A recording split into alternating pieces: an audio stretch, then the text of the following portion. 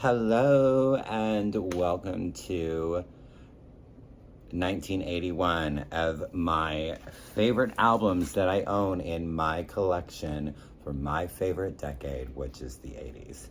So, excuse me, briefly, because I touched on it on the last video, but if this is the first one you're seeing, these are not my favorite albums entirely of 1981. These are the ones that I own in my collection. So what I decided to do is if I don't own them, I'm not going to talk about them. So I have to have a physical vinyl copy in order to speak of these albums. So with that being said, number 14, their debut. There's a lot of debuts again. We'll probably see that a lot. But the Eurythmics with In the Garden. What is the opening track? English Summer, I believe that and Belinda were singles, if I'm remembering correctly. So this was right before Sweet Dreams is really when they got that more electronic sound. This is definitely more guitar driven. There is some of that electronic vibes that you're going to hear later in later Eurythmics. But this is, I mentioned the Taurus in the last video, their final album. It's a lot in that realm, just a little difference, and definitely more focused on Annie's vocals than the Taurus was. So a great start for them. It took me a long time to really appreciate this album because it wasn't the sound that we would later hear from the Eurythmics. And so I was just kind of like, and I've probably owned this album now for about 15 years, but this was actually, I have all of their albums in my collection, and I think this was almost the final one that I got. I think Peace actually was the last one because it was the last one to be released on vinyl. This is their second album, and that would be X with Wild Gift. It's X. It's X-Scene. It's John Doe. They are on the Slash label for this album. I'm trying to think it's just, they're short songs. They're all, for the most part, under 3 minutes. And it's just pop punk fun. And that's what I like from X. I saw them, gosh, it's probably been at least 10 years now. It's so old. And I guess they're doing their final tour now, and they just released a new record, if I'm remembering correctly, or have one coming out. Haven't heard anything off of it. Their last one was actually pretty good. They came out a couple years ago. But yeah, X-Scene, I mean, they were so old, but rocking, just having a great time. And it was at the Showbox in Seattle, which is a really small venue. And I've seen a lot of bands there, a lot of artists there. And it was my favorite place to see shows when I lived in Seattle. Just went with my friend Angie, really great time and just a lot of fun and a lot of energy. And they were probably, in their late 50s, 60s at the time. So this is their fourth album, Siouxsie and the Banshees with Juju. You're probably going to see a lot of the same artists, and that's okay, right? Because I have a lot of complete collections, or mostly complete. So this, of course, has Arabian Nights and Trick or Treat, Halloween, The Night Shift. Voodoo Dolly is fantastic, Sin in My Heart.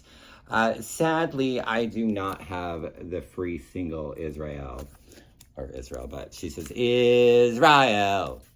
Sadly, because it was a used copy and that was not in it. I would one day love to find either that single so I can complete this, or a version with it. So number 11, also her debut, would be Stevie Nicks with Belladonna. I love Stevie Nicks. I have all of her albums on vinyl except the last one, which has not been released on vinyl. Of course, Edge of 17, Stop Dragging My Heart Around, which is very overplayed, as is Leather and Lace, but both duets. Of course, the first with Tom Petty, and then with, who does Leather and Lace? Don Henley. I was like, right? It's Don Henley, right? Okay. There's another one I really like on it here too. After the Glitter Fades, that's a really great one too. So number 11, Stevie Nicks, Belladonna, her debut.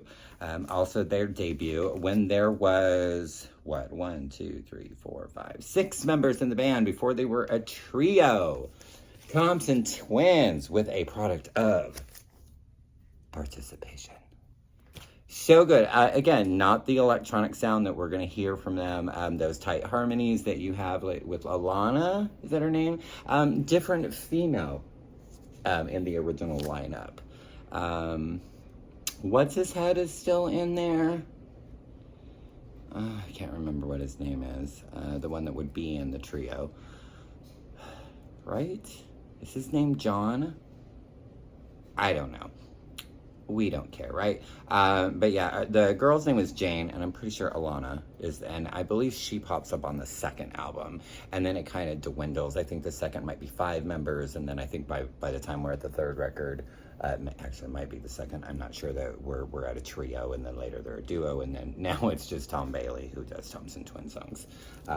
But so great, very like a punky pop vibe. The opening track, When I See You, it's like I'm taking, it's like, I can't do it as fast. I'm taking drugs. It's like I'm taking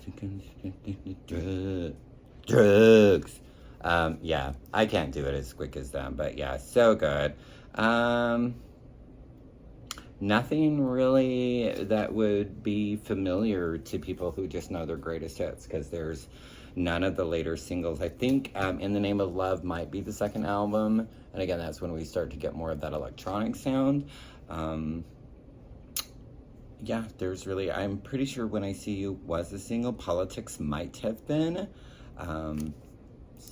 It's really great, and the cover is really cool too. So if you haven't heard their debut, definitely check it out. It's really quite interesting compared to what you're going to hear later from the Thompson Twins. Number 9. This was their final album, and I love this. So many people don't like this album, but I love it. ABBA with The Visitors. So yeah, their final one. This has the title track, The Visitors, which is one of my favorite songs of theirs. Head Over Heels, When All Is Said and Done. Like an Angel Passing Through My Room is the closer, and it's gorgeous. It also has One of Us, and I adore the song One of Us. So One of Us is trying, lying, dying, blah, blah, blah, blah, blah. Another debut at number 8. Not the original cover. This is a reissue that they redid the covers for like 2 or 3 of their albums, but this would be modern English. And again, it's not that later I Melt With You sound that, well, I Melt With You is on the second album, but it was re-recorded in the 90s, so it depends, and I think it was re-recorded like 2 or 3, 4 times, I don't know, but what a great debut from them. I've mentioned that there's kind of like a Joy Division vibe with their debut. It opens with 16 Days, Black Houses, Dance of Devotion, a love song. It's a really great starter to modern English, and I think modern English is a very underrated band. I don't think we hear of them enough, but I would eventually like to get an original copy of this, so I have the original artwork. I have After the Snow as well, and that's also a reissue with a different cover. Now, at number 7, I believe this is also his debut solo record. He was from... Shit. I need a drink. I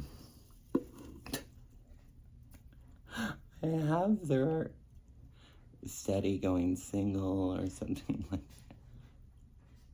Oh my God, I'm not even gonna go there. Okay, y'all know who Pete Shelley is. So his debut was 1981 in the UK. It was actually 1982 in the US. There's actually, the track listing is, it's different. There's songs on the UK version that's not on the US. But I actually prefer the aesthetics of the UK. I like the way the track listing flows. I like the songs that are on this one that aren't on the US. I like these better. I don't really care for the songs that are on the US that aren't on this version. So this is really, in my opinion, if you're gonna get Homosapien, you need to get the UK pressing. Let's see, what do we have on here? Yesterday's Not Here is another one, of course, the title track. I Generate a Feeling. Guess I Must Have Been in Love with Myself. I think Pusher Man is one that's not on the US, but not the Blimp. It's gonna drive me crazy. It's gonna pop in my head. The band that he was in, it's a really big band. I think they have an album called Love Bites. What the fuck? Yeah, I've got the songs in my head too. Okay, it's just, you know what, I got a lot going on in my life, so just deal with it, all right? Tell me I'm dumb later, and you can tell me in the comments who it is, and I'll go, I'll probably already know by then, but I need to drop it because I'm making it worse for myself. All right, number 6, this is their second album, right? Third? Maybe third? I don't know. So, Orchestral Manoeuvres in the Dark with Architecture and Morality. I was actually supposed to see them in October, and something happened. Someone's sick or something, so they're canceling the rest of the tour, and it's not going to be until June of next year, so which will be great because I've been in Chicago by about 8 months at that time. So let's see. Souvenir, which is one of the singles. You've got Joan of Arc, but then you have Joan of Arc, Maid of Orleans. That is probably my favorite OMD song, like definitely up there. If you are not hugely familiar with them, they have a 3-disc greatest hits that came out, like 4 years ago, called Souvenir, which has all of their singles from the beginning up until that point. So the only thing it doesn't have anything on from the new record that came out last year. But I will always just love OMD, always have special memories from them, and this is a great one. I think it's actually their third album. Number 5, this would be his 4th album, and Prince with Controversy. It also has Do Me Baby, and it has the full length version, not the single version, which, I mean, I'm okay with the single version, but and then it ends with Jack You Off. So naughty. And Robin covered that song in later times, but this is up there in one of my favorite Prince records. Yeah, so on the Warner. I even have the beautiful Warner inner sleeve there. Yeah, I mean, what more to say about Prince's Controversy? I don't really know that if you're familiar with his record, you're familiar with his record. If not, you don't need me to tell you about it. Go listen to it. Another debut. Actually, the last ones are all debut. So at number 4, Oingo Boingo with Only a Lad. Now this, you know, they did this a lot back in the days where they would sing about, I mean, way back like in the 50s and 60s, they did this, and 30s and 40s. They're always talking about, you know, ooh, she's only 16 and she's this young little girl. But it opens up with the song Little Girls. I love little girls. They make me feel so good. So I just try to, you know, hope that they're not being gross and inappropriate, because it is a fun song. I mean, Nasty Habits is another fantastic one. You Really Got Me, which I believe that is the Kinks. Let's cover that. And I love the title track, Only a Lad. Only a Lad. Oh, so young they are there. Boingo Boingo, Only a Lad. Also, their debut. I have the UK pressing of this, I believe. No. I have a Philippines. I did not realize that, yeah. So mine is a Philippine. It has had some better times up on there. We've got a theme split. But Duran Duran's debut. So in Everywell, I can't remember the song, but To the Shore is not on the US pressing. They just reissued this again. I was like, oh, maybe I'll get it because, you know, this is damn or whatever. But I kind of want to get the US because I want the song that I can't remember the name of that's not on this version. So it's on that cool EMI label there. Right, that's EMI, yeah. Girls on Film, Planet Earth. I really like the song To the Shore. That's the one that they took off of the US one. Is it Sound of Thunder? That is, there's an instrumental. Night Boat is really great. Of course, like the US, not only did they take off To the Shore, but then they did different versions of the songs, remixed them, remastered them, whatever you want to call it. But what a great debut, and I just adore it. I listened to it again. I was just like, I forgot how great this album is, but I did not realize that the pressing I have is from the Philippines. But yeah, it says made in the Philippines, so that's kind of cool. And then they're also their debut from what we all know is 1981. So Depeche Mode. This is when Vincent Clarke from Erasure and later of Yazoo or Yaz in the U.S. He was on their first record and then kind of left, and then it was just 4 of them. It was originally 5 members. It's very, I don't know, juvenile or whatever, but it's fun. I love, you know, the song Puppets, Boys Say Go, the Say No Disco. That one's really, really good. The UK has a version, has a song called Sometimes I Wish I Was Dead, which is not on the US pressing. I have a copy of that. I just didn't pull them both out. Love the cover. That poor goose. He's covered in a plastic bag. I think that's a goose, right?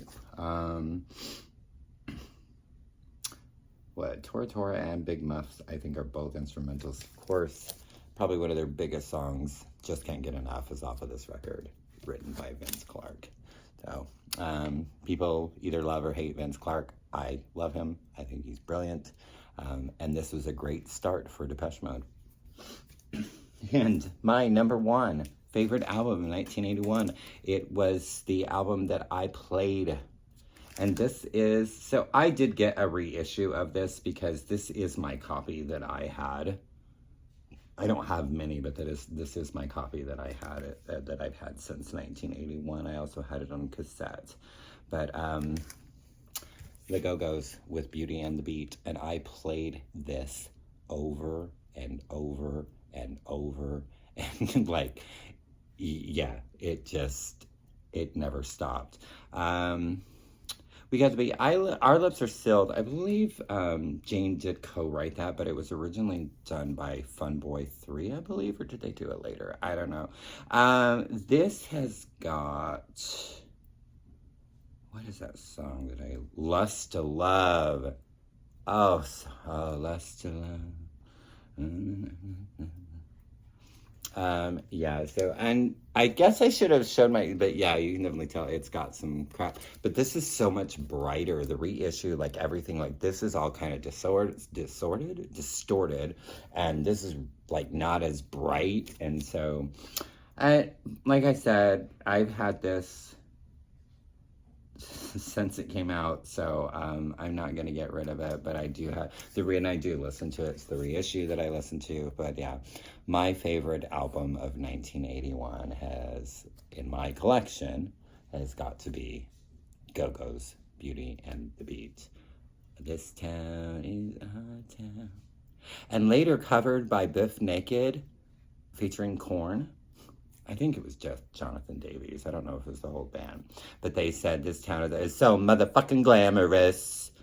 Oh, so good. How much more can I say before I go? Oh, Automatic. That's the song. So good. I don't know why they're like with the, and it's kind of hard. Can you see that? It's kind of hard to read the song titles. And you can't walk in you can't talk or walk in your sleep if you can't sleep. So good. Yeah, that's it. So, coming up, 1982. Of course, comment below. Let me know what your favorites of 1981 are. And tell me what you think of mine. Spider web, spiders in the dressing room. Another year. So yeah, thanking you.